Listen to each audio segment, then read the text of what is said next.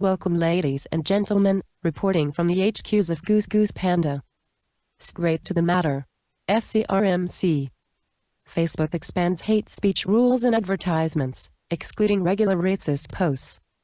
The company's founder and CEO, Mark Zuckerberg, announced a slew of new policies on Friday meant to combat incendiary rhetoric and misinformation. Going forward, Facebook will now ban hate speech from its advertising platform. The company says the goal is to create a higher standard of content for its ads and prohibit divisive rhetoric. Today we're prohibiting a wider category of hateful content in advertisements, said Zuckerberg. Specifically, we are expanding our ads policy to prohibit claims that people from a specific race, ethnicity, national origin, religious affiliation, caste, sexual orientation, gender identity, LGBTQ or immigration status are a threat to the physical safety, health or survival of others. Zuckerberg pointed out that Facebook has typically banned certain types of content from its ad platform that are normally allowed in regular posts. And that's the same case here. If Facebook effectively enforces its own rules, you won't see ads with hate speech on the platform, but may still see hateful posts in your news feed. For regular posts, Facebook only bans direct attacks defined as violent or dehumanizing speech, statements of inferiority, or calls for exclusion or segregation on protected groups like the LGBT community.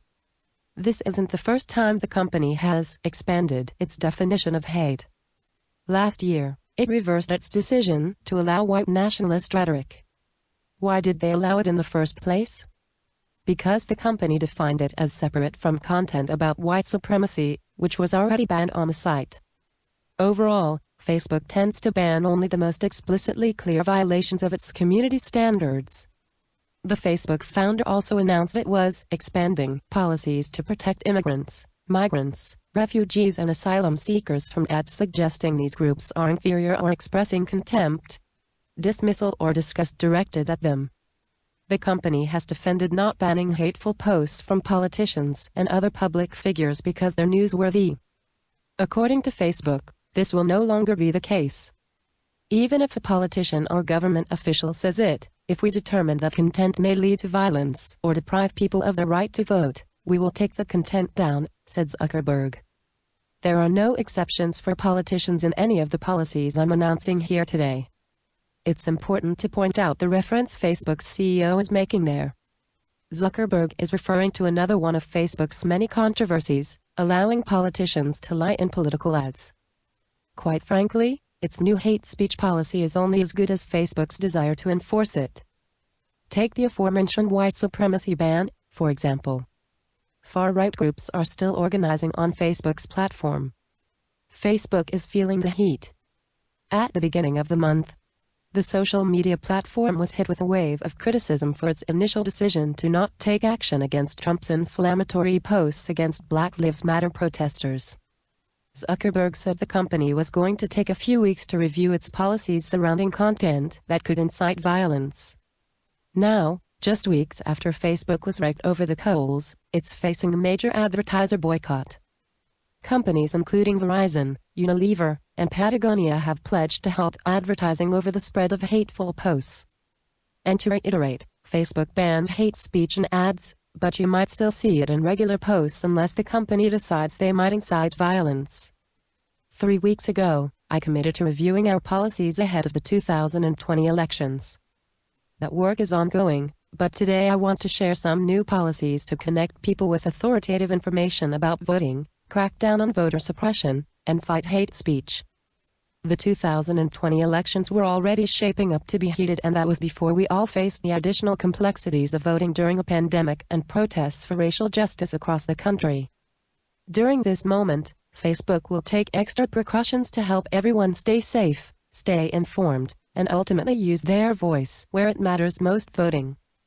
Many of the changes we're announcing today come directly from feedback from the civil rights community and reflect months of work with our civil rights auditors, led by noted civil rights and liberties expert Laura W. Murphy and Megan Kakis, a partner at the respected civil rights law firm of Relman and Halifax.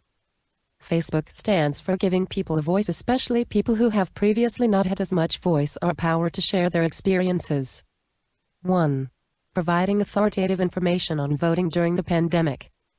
Last week, we announced the largest voting information campaign in American history, with the goal of helping 4 million people register to vote.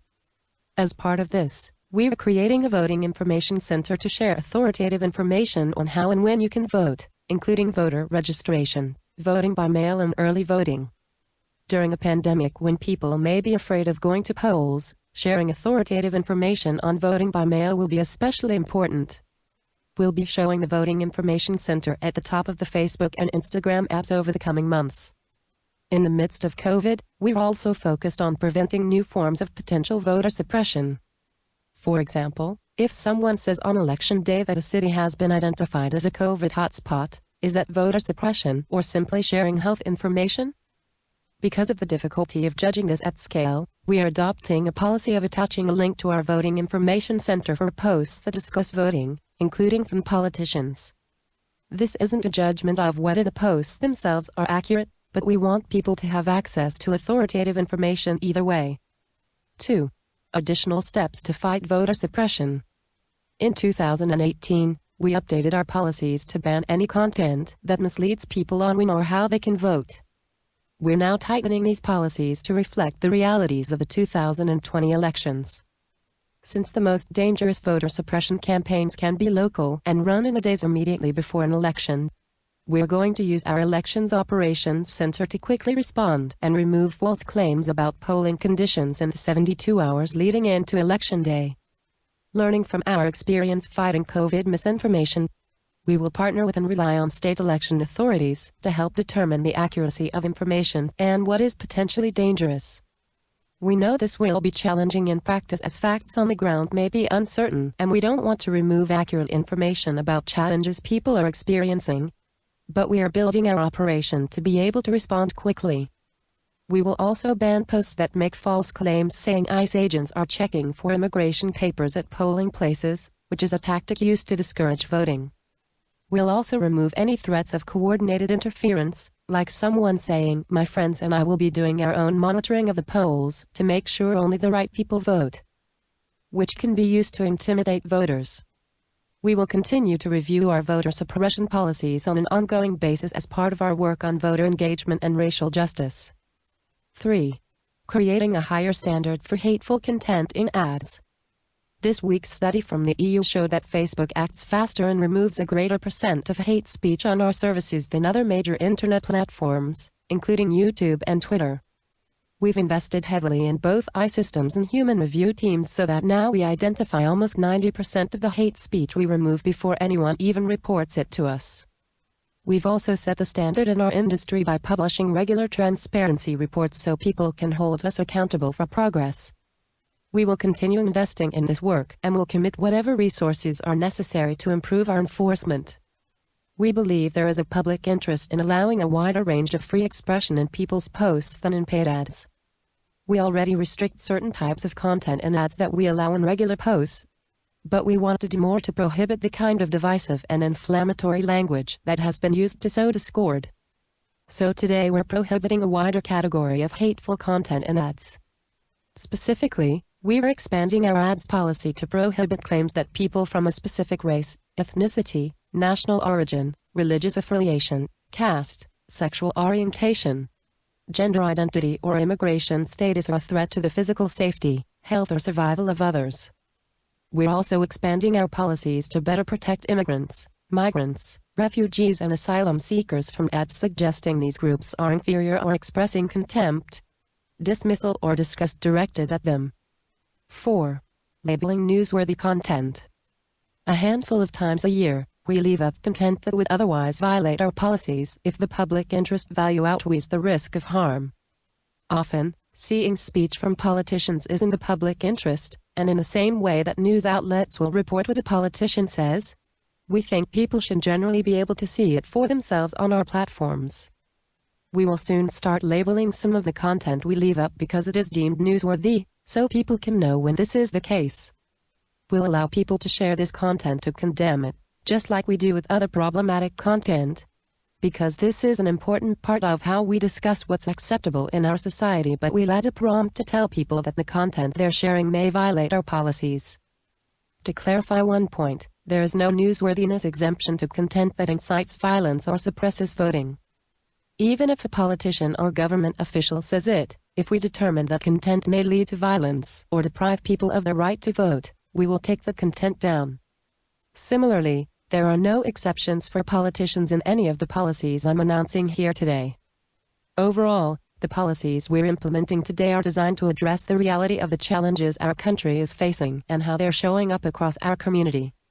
I'm committed to making sure Facebook remains a place where people can use their voice to discuss important issues, because I believe we can make more progress when we hear each other.